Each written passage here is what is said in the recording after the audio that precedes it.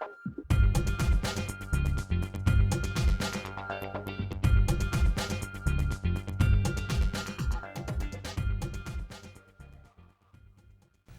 to everyone out there, and welcome to Music Cafe, the show where you get to see fresh new talent first. I'm your host, Philip Judson.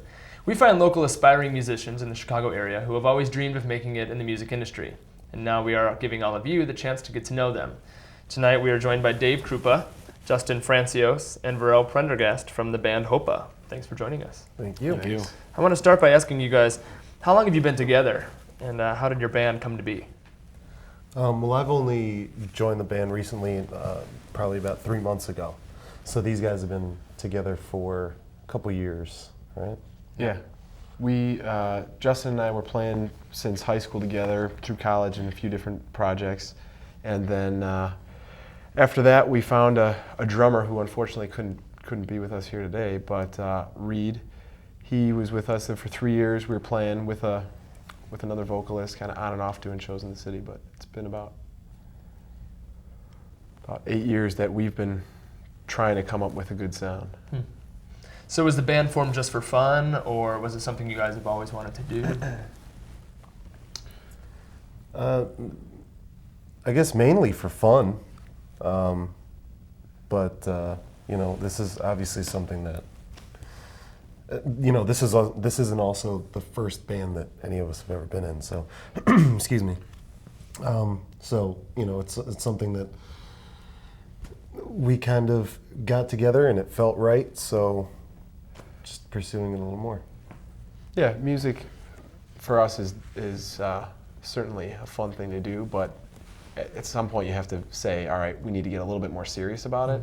And so we're trying to have a good time, of course, but we have very specific purpose in trying to communicate with our music and trying to get up and perform and share it with people. So it's always been a great stress relief and something that without it, we would just end up going through these periods of craziness where we need to get back up and perform and play music again. So tell us about the unique name Hopah. Where did you come up with that? Well, it's kind of a long story. It starts from before we played any shows, I guess, obviously, because that's something you need before you play shows. But so we were jamming for a while, me, Dave, and Reed, for months without writing any songs, just being real slackerish about just getting together and being all just let's just jam, yeah, it's cool, And then eventually we're like, all right, we want to play shows, let's start writing stuff. Then we got lazy because we had really nothing to work towards. So then just out of the blue, we're just let's just book a show a couple months away. So we did. We're like, all right, let's go book a show. And at that point we had nothing. We had no name. We had 0 songs. And then we booked a show that we had to fill 2 hours worth of music. So we just kind of went on this crazy learning music and writing songs spree. And we had to come up with a name, and they needed it for the webpage, so we had to come up with something fast.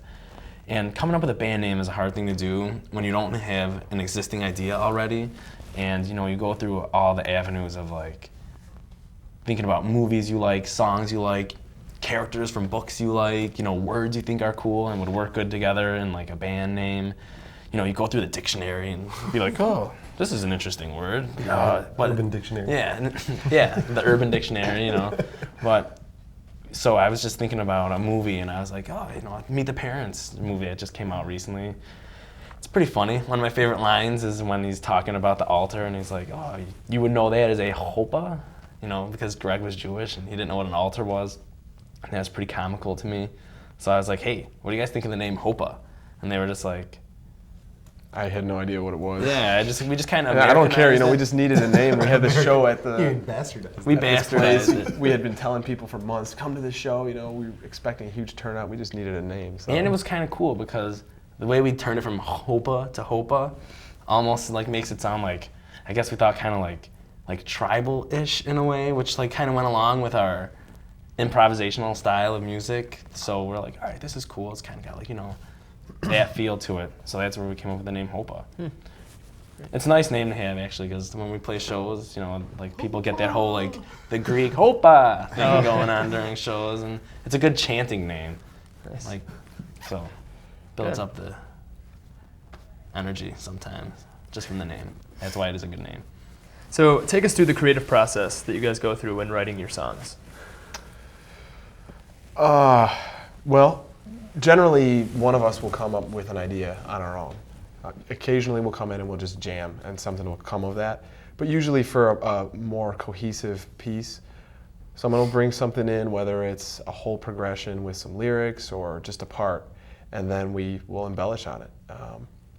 Justin tends to do a lot of arranging, and he hears a lot of things, changing rhythms and changing tempos, and well, sometimes just completely reworking everything. But we kind of have two different styles, I think. There are the songs that are very much a set piece, and then there are the songs that we have more freedom on, where we can go off on a vamp here. And those long extended jams we tend to reserve more for the live setting, and then for what we'd like to share here are the songs that are a little bit more. They come from your one song. You know how you write. You put things together, I think. My writing process starts with some extreme light deprivation, booze and cigarettes. Okay. Yeah. And Monster. But yeah, and the Monster when probably the midnight oil starts to sit in. But no, it's sometimes things come to you in a flash, and sometimes it's the biggest pain just to get something that sounds worthy to work on. But yeah, it's especially with my lyrics, the way I try and write a story first, build a theme, and so try and write that out from A to Z, and then try and rework little sections of it, and just keep reworking little parts until it's something that you like. So which do you find more difficult then, writing lyrics or writing music to the songs? I think they're both difficult. For me, I actually don't like writing lyrics very much. It's kind of painful, but rewarding at the same time. I think writing music is a little easier for me. I agree. Lyrics are the hard part, because it's like a song is cool and it's personal when you come up with the music. Sometimes the lyrics are so personal, and it's like you have to have tough skin to write lyrics and put them out there for be like, all right, this is what I actually think, and to have people make judgments on those lyrics, it takes a certain type of person, which is why I only write music. And Justin, you're kind of monotone too in singing, so. That doesn't mean I can't write lyrics, though. That's true. No, but also the lyrical end of it too. I think the singing portion of it, Varel is a heck of a better singer than most people I've ever met. But for me, just to try and come up with a vocal melody, it's harder to express. To come in and start singing, you just feel like everyone's looking at you. We get in the studio and that's cheesy, or what is that? Lyric melody. That's just horrible. Very vulnerable then. Because Yes. you're not as experienced. When you're better at something, the music part of it, playing all the time, you're just more comfortable in it. So when writing new material, are you guys constantly trying to make it more challenging with every song that you write, raising the bar every time? I don't know if challenging is necessarily the word. We definitely try and keep it fresh. Try and writing different things, experimenting with new things. I think we all listen to a wide variety of music. So you kind of take inspirations from anywhere, whether it be music or real life or books or anything like that. And just try and, I don't know, to me, songwriting is more about capturing a time, capturing an emotion. Because I've written songs that I'll play now that I wrote 6 years ago or something, and I can it brings me right back to that moment. So yeah, challenging, and more just keeping it different and interesting to each one of us. This one is for you, Dave. I hear your profession is making prosthetics. Tell us a little bit about that. In a way, I hope to tie everything together at some point in my life, but That is, I make prosthetic limbs. I've been wearing a prosthesis since I was a year and a half old. I had a congenital defect and had an amputation when I was a year and a half old. So just through being around that my whole life, gradually fell into the profession, and it's the process of taking someone from after a surgery and working through the rehabilitation and fabricating a prosthesis that's suited to their daily activities and whatnot. But as it relates to Hopah and as it relates to music, there's another aspect of what I'm trying to do, and that's really raise awareness about a problem of lack of prosthetic care throughout the world. And I've had an opportunity to be involved in some work abroad in South America and in Haiti, and now putting a project together where we're going to be trying to fundraise and collect resources to go educate and build clinics abroad. And I see music as one way to raise awareness. So we plan to put together an event that would involve our band and other bands, like a benefit show, things like that. And if you guys are all of a sudden like, we're doing that, really? But that's because it's hard to balance all these things at the same time, and they're both passions, music and doing this, and so. But yeah, that's kind of a random thing. I know. Very interesting, yeah. So now, if each of you had to choose one musician who's inspired you the most, who would you guys choose and why? One musician? Yeah, if you can. I don't know. It's like what's your favorite album question? That's impossible. I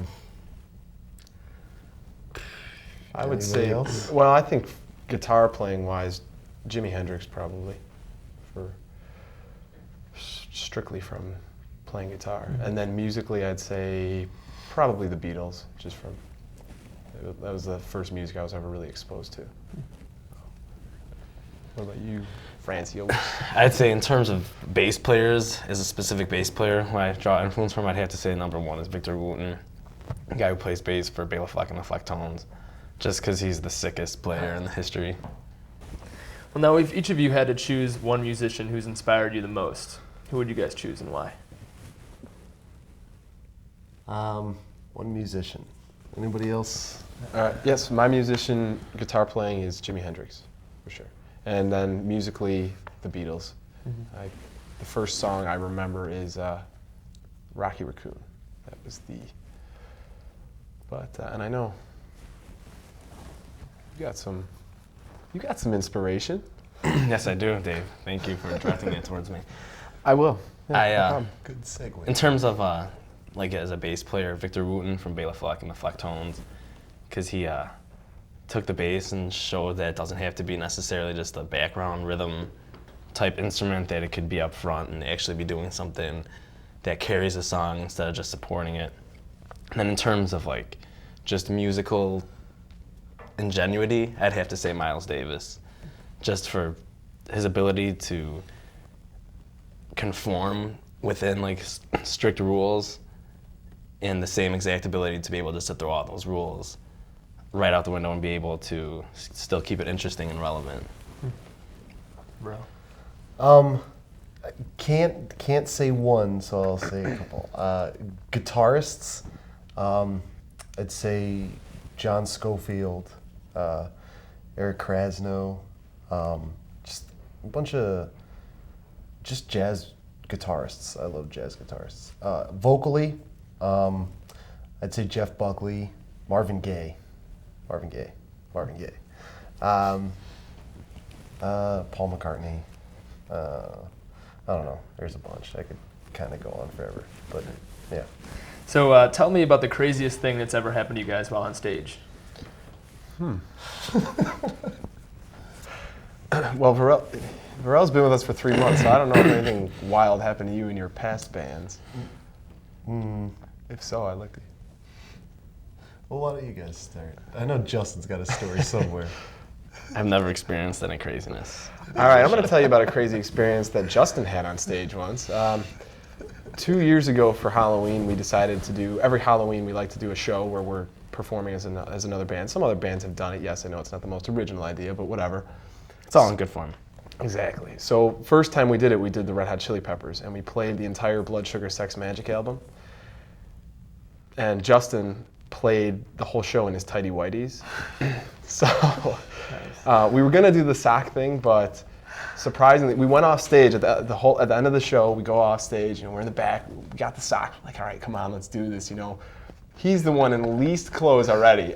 It's like, no, I'm not doing it. I'm not going up there. I'm not doing it. Like, you're in your tighty whities. All you have to do is put a sock on now. You're in like 5 square inches less fabric. What does it matter to you? So we pretty much chumped out on that one. All right. That was crazy. Well, on the subject of performing, Hopah will be playing a little number right after these messages, so stay tuned. We'll be right back.